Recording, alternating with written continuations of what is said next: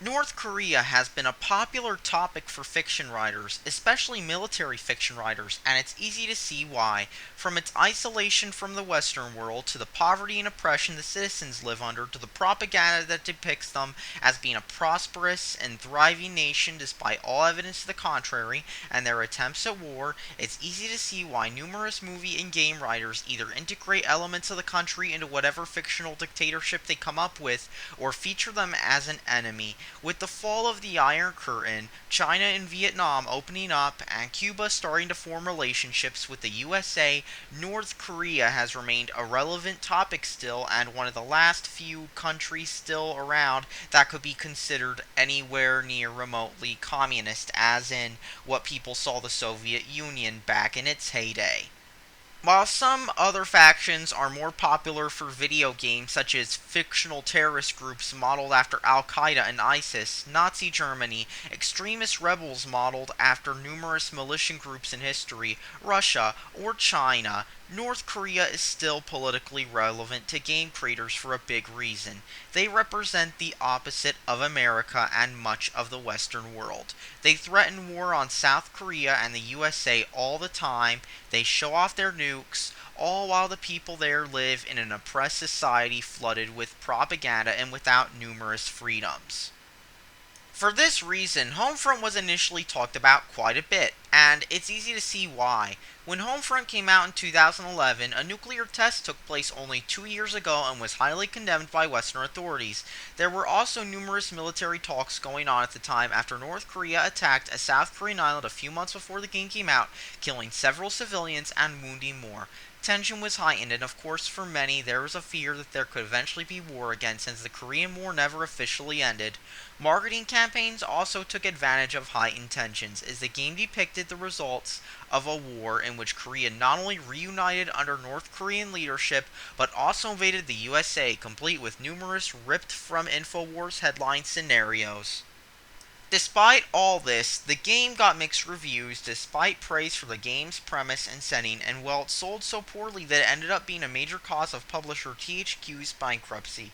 The sequel, on the other hand, was being developed by Crytek UK, and when THQ went bankrupt, Crytek bought the rights to the franchise.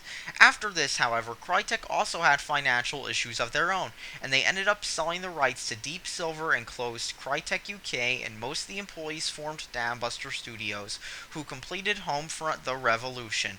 In other words, the game has had a very troubled development, most likely. Despite this, Homefront: The Revolution has had some hype due to the fact that this might be a chance at finally doing what Homefront set out to do. So is the game any good? Well, let's find out. The first thing you'll notice about this game is that there is no multiplayer, only a co-op mode and a single player. The game starts with a quick alternate history intro showing North Korea as a China-like figure until a war breaks out and the military is burnt by their technology being backdoored. If you follow what goes on in North Korea and what is known about them, it really makes no sense whatsoever and comes off as a reskinned Infinity War campaign, or more like China, and even then you don't see the US buying military hardware from those kind of countries. You're then thrown into a propaganda broadcast labeling your group as terrorists, and then into a set-piece shock scene in Philadelphia straight out of the Infinity Ward playbook, where your squad is executed before the man who's supposed to come saves you and fights with guards. You're told numerous times how North Korea's leadership is brutal, and it comes off as a slightly S version of Wolfenstein: The New Order. That sets up the tone for the entire game as you play a resistance fighter waging war against North Korea with your squad. Now, story-wise, you can't even care. I mean, you start the game, hear about some operatives and whatnot, wondering, how am I supposed to even give a shit about all this? It's just some generic resistance story that's been done better by numerous other games. The game itself has a general feel similar to that of Half-Life 2 or the 2009 Wolfenstein game, as you play as a resistance fighter in a town run by corrupt leaders out to kill you, if Half-Life 2 was open world, that is. I got strong Half-Life 2 vibes from playing this game, especially since North Korea even has drone technology, just like how the Combine had them in Half-Life 2. Gameplay-wise, this game is a complete joke, and it feels like a mix between Half-Life 2, Bioshock, and the Ubisoft Far Cry games. Now, I understand that the developers were trying to imitate games that try to cripple the player as much as possible, but this game takes it to some extremes. Case in point, health packs. Now, Bioshock was one of the games that helped make pickup health packs that you can reuse later with the hotkey popular, but this game makes it frustrating. Health packs are $50, and if you waste your money on anything but them, you're wasting your money, especially since enemy bullets are highly deadly in this game. To make matters worse, to even loot enemies, you must wait a few seconds. Oh gee, which is so easy when you're being fired on. Did I mention that the AI knows exactly where you're at and can follow you to your hiding spot? In short, this game makes the same mistake Wolfenstein The New Order made by featuring gameplay designed around regenerating health and easier to get ammo pickups, but at the same time crippling you as much as possible.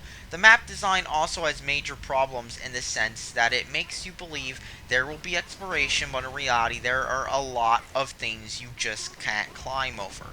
Did I mention that the weapon switching in this game can be clunky and frustrating? To make matters worse, the game has some severe frame rate issues, running like a PS2 game, and I mean under 30 frames per second quite often, until it has to save, because that's when the whole game actually pauses for a few seconds.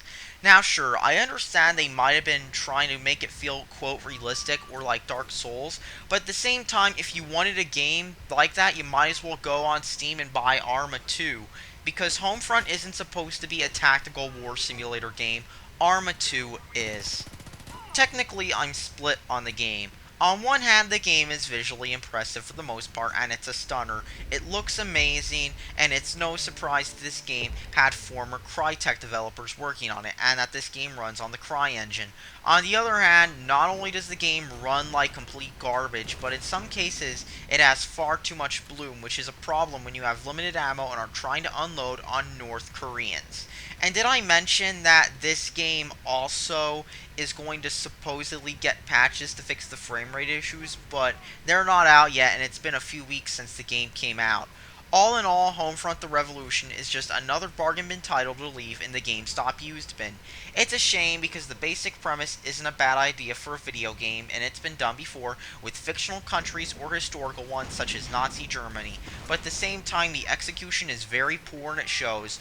Nobody wants to play a game that cripples the player as much as possible with tons of frame rate issues to make it worse. That's all that needs to be said. Thanks for watching and subscribe for more.